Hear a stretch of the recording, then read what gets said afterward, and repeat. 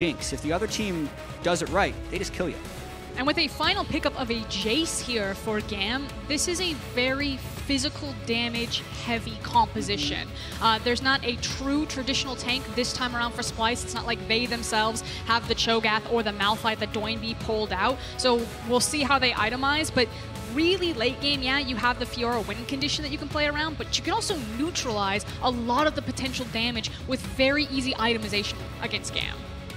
No matter what happens in this game, we will have a tiebreaker game today, whether it be for first or second spot. That will be played after game 6, so after the JT versus FPX matchup. If Splyce win here, they'll be playing for a first place tiebreaker. If they lose, they'll be playing for a second place tiebreaker. Such a day so far for Splyce, being able to show up and really...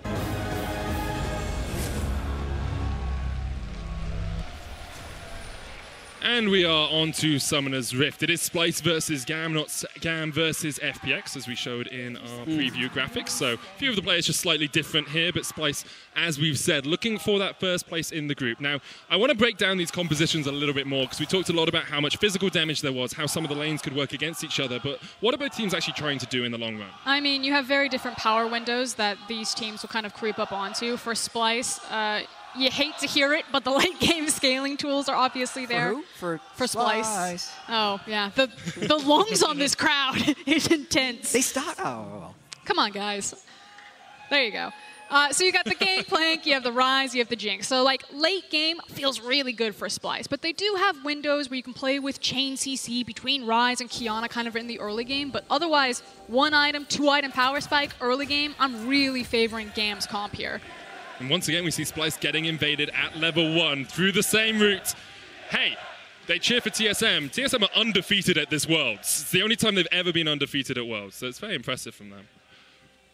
Jatt, do you want to tell us something about the game? You speak facts. I do. That's a Jatt stat for you right there. So Xerxe's red was invaded. He's now going to counter-invade on towards GAM Esports side of the map.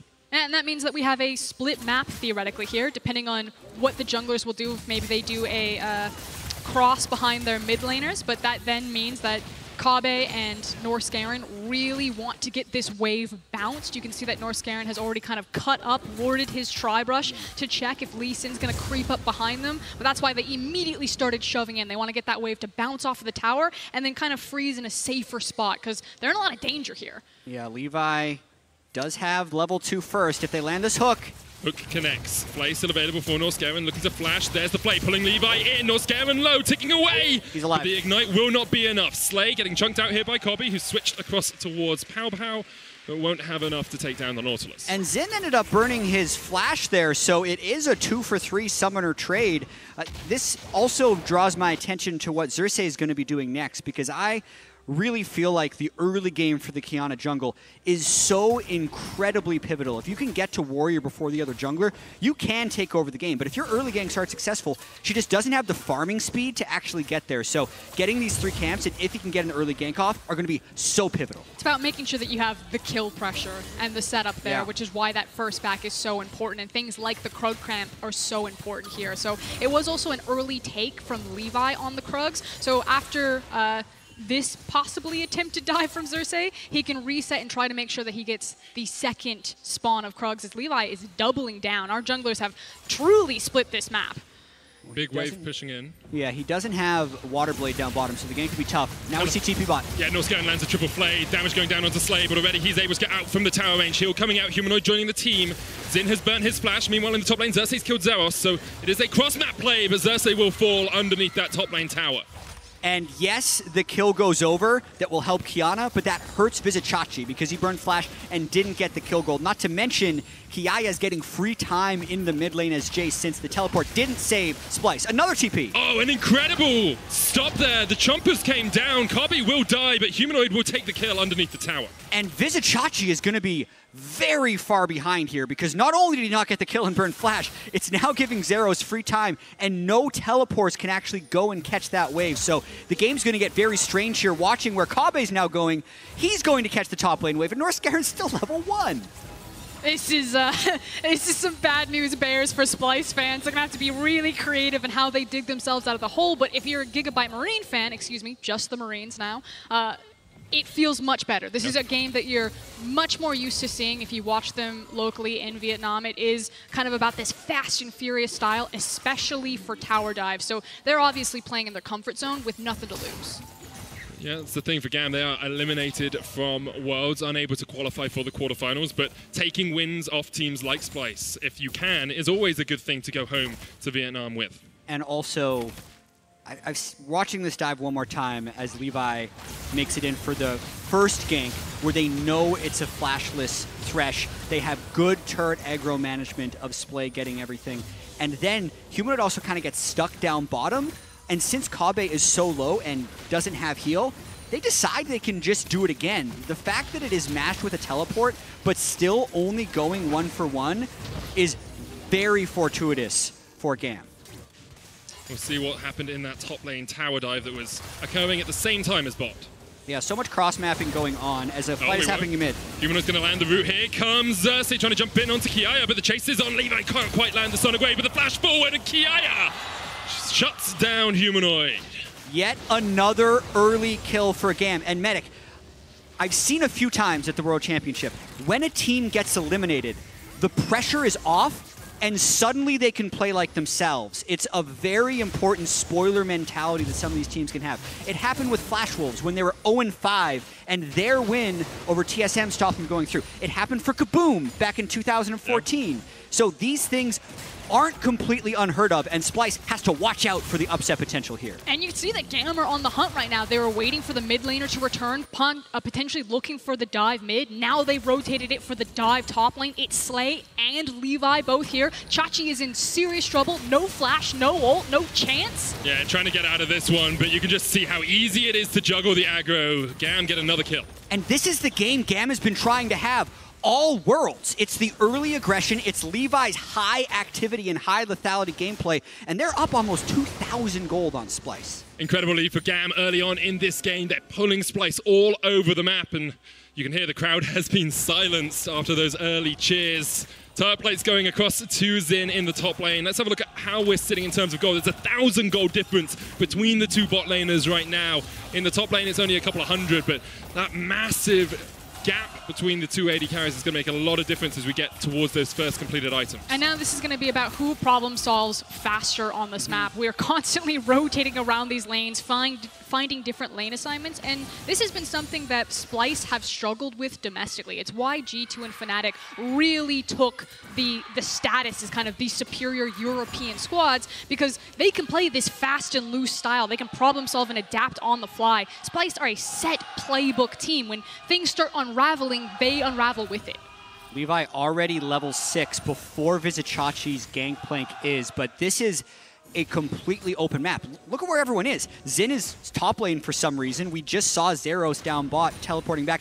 GAM is everywhere right now, and it's very difficult for Splyce to track. So Frosk, I love what you said earlier about it's about who can read each other and who can react faster, because Splyce, even though they have been so dominant today, massive wins over J-Team and FPX, they need this win to guarantee themselves a spot in the quarterfinal. And at least at the start, they've slowed down. And I want to take us back to the point that you brought up earlier, Jatt, about who was going to be first to the punch on Warriors. You can see that Xerxe is still not quite there, whereas Levi has it, which now gives him so much more confidence to start rocking into this jungle, use the early lead that GAM have built, and continue to play aggressive in on-the-hunt League of Legends. Yeah, and also the game has slowed down a little bit right now. So when we were talking about the team compositions, you were mentioning that GAM just had faster power spikes. The early game was going to be stronger, and at this point, Splyce needs to be into a loss prevention mentality where, sure, they can look for a few fights, but they need to make sure they're not forcing anything. They need to let Kobbe, Humanoid, and Vizicsacsi scale up a little bit, because if they overforce and lose another team fight, that's the type of acceleration that would allow GAM to snowball to victory. Zin already at his Manamune. That's stacking up. As you said, the Warrior complete for Levi. He's going to look to take away this Mountain Drake. You have to feel clearing out all the vision that Splyce could have around it. Xerxe is on the bottom side of the map, but I feel, as Jatt, you say, you don't really want to be taking fights right now if you're Splyce. I mean, Levi's level 7. Humanoid just ticked over to level 8. So you can kind of see where a lot of the experience and power has been funneled into. The thing about the Mountain Drake is it's not going to give you the free stats like Ocean Cloud or Infernal Word. You have to be on the offensive to use it, so maybe you consider that a breath of fresh air for Splyce. Humanoid maybe being a bit greedy here in the mid lane, dodging around as much as he can. Xerxe's on his way, the Shock Blast doesn't connect, and Xerxe will just force Levi and Kiaya to back out. Humanoid is still playing really well. That's the second close-range Sonic Wave he's dodged. The first one he still died, but it cost Kiaya his flash. This one, it would have been 2 or 3 plates lost if he doesn't have great feet with that dodge. It's fancy feet working out for Humanoid. Splyce do have a track record of underperforming when they play against teams that they think they can beat. I look back to the playoffs against Rogue where they got 3-0'd against Origin, who they really should have destroyed in the gauntlet. It took them 5 long games, so maybe we're seeing a little bit of overconfidence from them at the start of this game.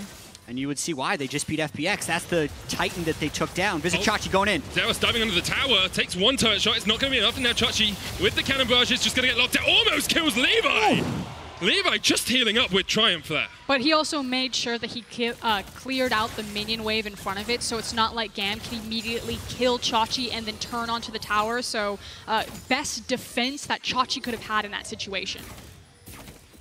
The thing with that, though, is there was such a small amount of map pressure from Splyce that Chachi nearly outplayed 3 people. But the fact of the matter is he still died, and his team didn't have pressure elsewhere, so that is another successful play for GAM. And now, with the Rift Herald actually spawned, the Dragon down, GAM can use all this initial power that they have in terms of first completed itemization, the fact that their champions are naturally stronger at this point in the game, and start exerting their pressure over this Herald and continue to try the acceleration tactic that has been so successful in the first 10 minutes. And that's been so successful for the VCS in the past as well. Remember GAM as the team that got Nocturne to level 6 as quickly as possible against Fnatic.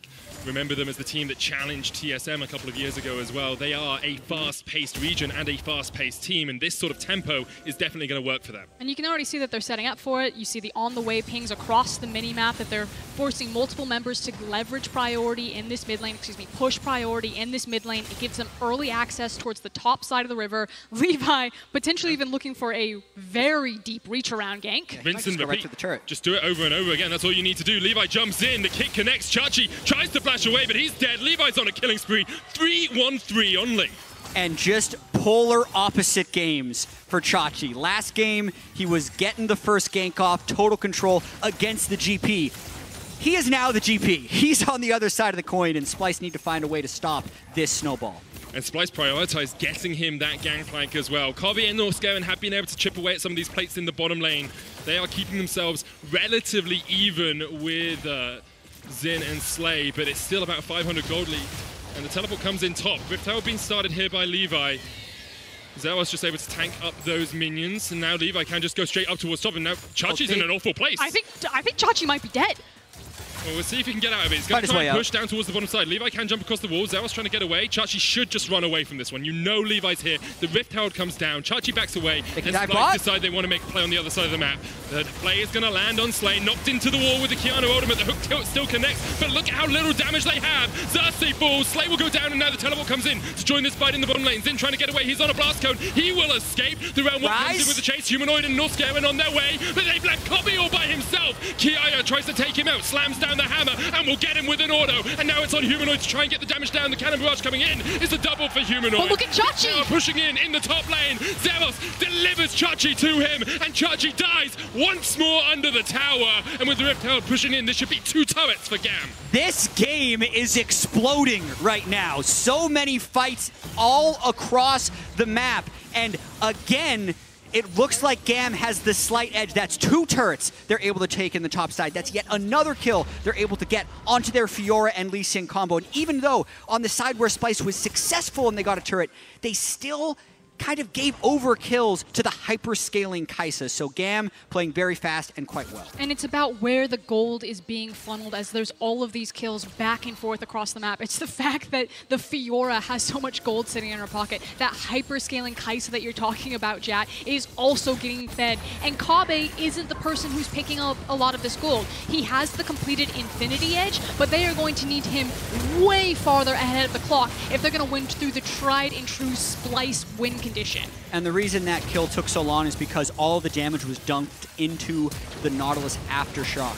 and it was a good ultimate by Humanoid. The silver lining here for Splyce is that Humanoid has played extremely well all day. He's the best performing member in this game, sidestepping well, and it's a good thing to have most of your gold on him. And then, I mean, practice makes perfect with these top lane dives, right? That's the 4th time GAM has been able to do that. And it's given Xerxe a 2,000 gold lead. We said we wondered how far GAM could scale into the game. Well, the Fiora is in such a good position for those side lane threats. Infernal Dragon here and available. Splyce maybe looking for the dive on Kiaya, who's up toward the top side. No blast coming for Norskeren to get in that fight, and the Infernal will just fall. GAM secure it. 15 minutes in, they have a 3,000 gold lead. Here comes the dive. Kiaya is stunned up, but Xerxe was already tanking the tower, and the teleport's coming in behind them. It's Xerxe to join the party, and this is not a fight that Splyce would want. Xerxe opens up on Xerxe. Xerxe tries to run back towards the tower, but he's running to his death.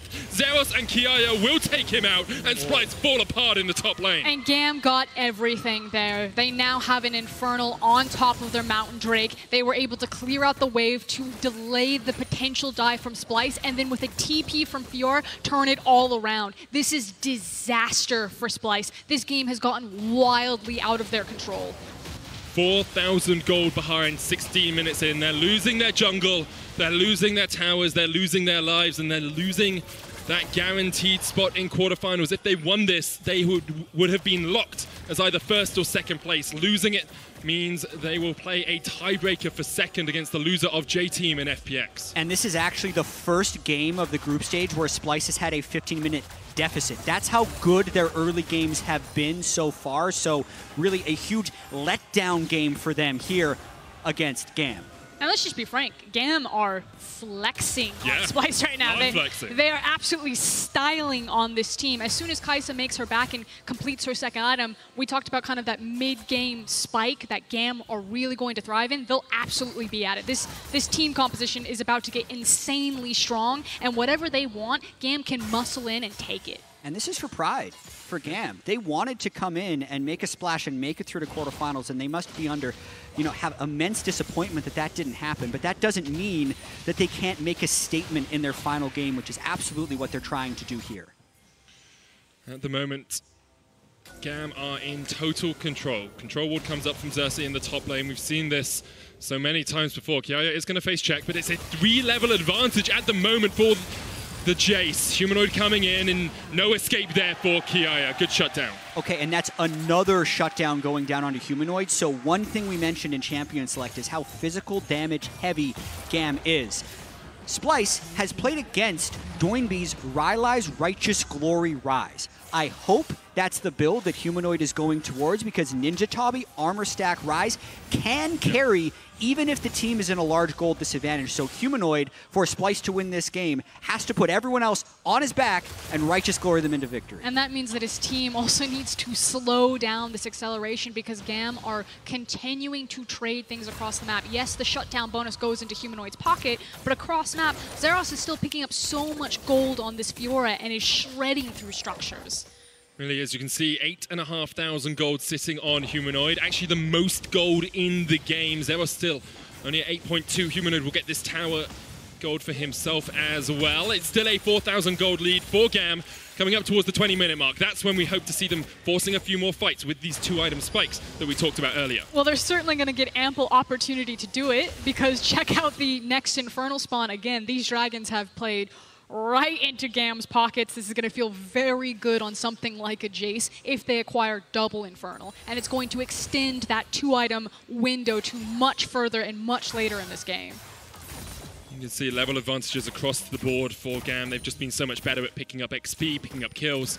So 2-level advantage in top, a couple of levels in the jungle as well. And now GAM trying to get control of the river.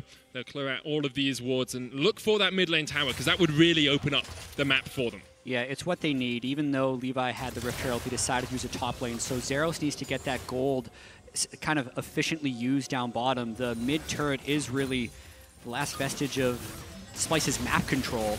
Well, like it's gone. It's gone. Even with the cannon barrage. Yep. That has fallen. Xerxe going to catch out Xerxe here, looking for those vital procs. Even with the barrel, Xerxe just has to limp his way away. And GAM will just take as much as they can out of the Splyce jungle. It doesn't look like it's going to be Righteous Glory here, Jatt. It's Ryze into a needlessly large rod, so it could be Spellbreaker or the Rabadon's Death Cap. There's two ways to carry. You carry through a bunch of damage, or you carry by being able to run in, because this is a riskier way. It means that if Levi does get a kick onto him at some point, they'd probably be able to burst him down, but can't really fault him either way. And now this is about lane assignments and side lanes at this point in the map. This is Chachi trying to clear out the minions as fast as he can, while Xerxe on this Qiyana is trying to Peter Pan under Humanoid here. They get out just fine, and just be his protective shadow. Realm Warp helping them escape there, but that is a cooldown down. It means that Humanoid, of course, can't play as far forward in that lane, and Xerxe is continuing to pen Chachi down towards that bottom side of the map. Chachi 0-5-2 in this game. Xerxe having a stellar performance on the Fiora. He was picked into this Gangplank with the knowledge that it can snowball away from him. But will Splyce try to contest for this Inferno? I don't think so. But what are they going to trade for it? Is this clearing out vision? Is this trying to get resets? I think they just reset, so it's just a poor time reset from them. They're clearing out vision. Yeah. He's got it. Yeah, for what it's worth. Not a lot of vision. Yeah, Humanoid had used his Realm Warp, so it was unsafe for him to kind of go anywhere. Had to just reset. He's still the one picking up as much farm as possible. Basically, I feel like Splyce needs to wait for Humanoid to get Death Cap. Then maybe they can try a fight, but in the meantime, GAM is going to try their darndest to get Baron control and start that part of the game, because with the Mountain Drake, they can kill it pretty fast. In this race, Jatt, between Fiora and Ryze in a side lane, who you got? I got Ryze. And it's more because the ability for Ryze to team fight effectively. I don't think, we haven't really seen it this World Championship, aside from one SKT game, a team actually win through Fiora split push. It's usually through some type of collapse. So the rest of the game can probably dictate it, but I don't feel like GAM is going to win this game because Fiora solo kills someone in a side lane. It could definitely happen. I think if GAM is going to win this game, it's going to be a pick into a Baron into a push. Which means that we'll keep our eyes on things like the mobility from the Ryze ultimate, and if that is kind of the breaking window for Splyce to climb back in, or if maybe we're looking at a 22-minute Baron. Now, Xerxe is standing outside of vision, could teleport into this. GAM have already peeled off it without even really any contest there from Splyce, but Splyce do know that something's going on. They have that ward just outside of the pit. Should be able to spot GAM as they start this one up. A couple of question mark pings coming out as now Splyce step forward to try and trade with this one. Xerxe does have a good flank position. The cannon barrage has come out, but Splyce will just continue to push in the mid wave and wait for GAM to make a mistake. Yeah, and I don't know how confident GAM are going to be about playing around those big ultimates like the Gangplank ultimate, because Qiyana still has her supreme display of talent, and if there's relentless. Anywhere she wants to fight, it's definitely in this pit. I don't think they know that Humanoid came all the way up there when they restarted that. Chachi is now the one going down towards the bottom lane. Splyce deciding they want Humanoid there at the start of the fight rather than teleporting into the fight. Splyce should just go mid. Yeah, GAM has completely given up mid-priority with 3 consecutive Baron starts that were called by Splyce. It does isolate GP in the Fiora lane, so it is possible if Xerxe gets a big outplay, he could solo kill, but as long as Chachi stays close enough under the turret and doesn't take any mini trades before the wave crashes, he should be okay. Okay, so we've had the last few minutes of this game at a much slower pace than it was before, and I want to reevaluate how we assessed it early on, because we said, you know, GAM have this big lead. They are still 5,000 gold ahead. They are still like half an item to a full item ahead in all of these lanes, but it feels like Splyce have been able to stop GAM from getting too much in the last few minutes. Well, they've certainly been a speed bump, especially in that last iteration of kind of the 3 different attempts at running at Baron from GAM there. They lost a lot of their acceleration in this game and allowed Splyce to reach some of their core itemization. I'm not going to say that, you know, Splyce have made it out of the woodwork yet, because if GAM get a hold of them, that's still going to be very scary. But for now, as Jatt was saying, as long as Chachi is playing defense, now that the death cap's completed for Ryze, it's looking a lot better for Splyce. That control ward doesn't black out the control ward on the right. So GAM thinks they're unspotted, but Splyce knows. Xerxe coming in, Kiaya pushing in the top lane, Norskeren there as well. Here comes Kobbe, 5,000 HP, left on the Baron, the hook's going to connect, and here comes the TP. Levi's going to have to jump out the back of the pit, because the supreme display of talent lands a stun. Zin down, now they're looking for Levi, he will fall as well, and the Baron is there. Splyce take it with open arms. Humanoid chasing onto Kiaya, who tries to get away, but the zap connects, the Rune Prison comes down, and Splyce have found their fight. In the smallest of windows, Splyce managed to climb back into this game. The control ward of all control wards. That has got to be a tilter when GAM review the footage. And isn't it fitting that Splyce, who was close to a 2-0 against FPX, lose off of a bad Baron, are the beneficiaries of GAM not doing that Baron right? Xerxe and Humanoid trying to keep Xerxe interested. The hook doesn't connect here from Norskeren. He's going to put the lantern back, and then the play will land. Xerxe trying to get the ult off onto Norskeren, but he is shut down. Norskeren ticking away, just about survives. And while that was happening, Xerxe was pushing in the top lane. And that's a gold lead for Splyce, who had been run over in the early game, but now have, well, they already have the richest person in the game in Humanoid. And after this fight, it is a certainty. So Levi is spotted, hooked into stopwatch. Zin at the back of the pit and isolated means he's taking a ton of damage from the Baron back spikes. Kobbe is just able to snipe him with the ultimate, and GAM just get completely run over. They 5 times tried to rush down Baron, never trying to set up a pick with their large advantages. Very poor Baron setup, but that has got to feel amazing for Splyce because now they have withstood the GAM storm. They have the Baron. If they push forward, they are through to the quarterfinals and would await the winner of Game 6 to see who can get first. They're pushing in mid right now. 1.5 minutes left on this Baron power play. They do decide to reset. Humanoid pushing in bot.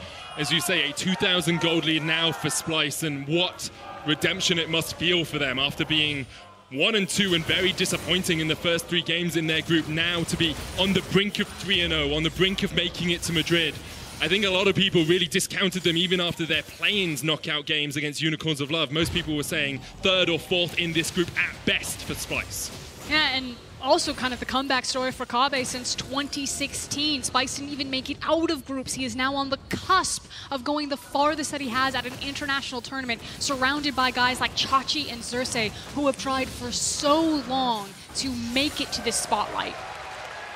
And that is a 6-kill, 13,500 gold Ryze, who's about to also complete his Zhonya's against a mostly physical damage team.